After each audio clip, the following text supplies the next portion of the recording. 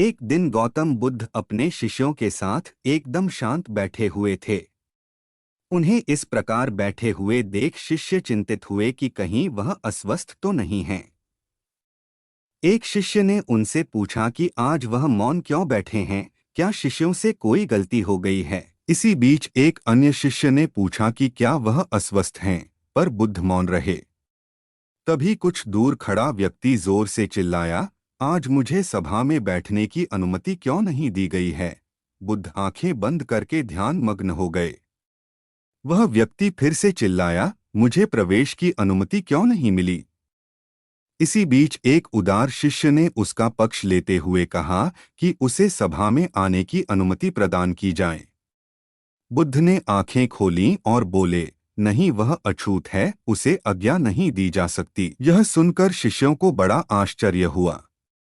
बुद्ध उनके मन का भाव समझ गए और बोले, हाँ, वह अछूत है। इस पर कई शिष्य बोले, हमारे आश्रम में जात पात का कोई भेद ही नहीं, फिर वह अछूत कैसे हो गया। तब बुद्ध ने समझाया, आज वह क्रोधित होकर आया है।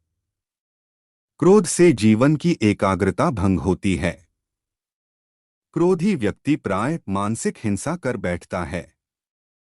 इसलिए जब तक वह क्रोध में रहता है तब तक अछूत होता है।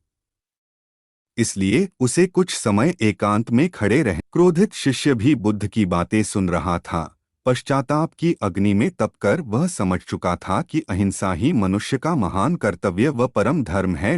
वह बुद्ध के चरणों में गिर पड़ा और कभी क्रोध न करने का प्रण लिया। शिक्षा आशय यह है कि क्रोध के कारण व्यक्ति अनर्थ कर बैठता है और पश्चाताप उसे बाद में होता है, जिसका कोई लाभ नहीं मिलता। इसलिए हमें क्रोध नहीं करना चाहिए। असल मायने में क्रोधित व्यक्ति अछूत हो जाता है और उसे अकेला छोड़ देना चाहिए। क्रोध करने से तन, मन और धन तीनों की हानि होती है। क्रोध से ज्यादा हानिकारक कोई और वस्तु नहीं है।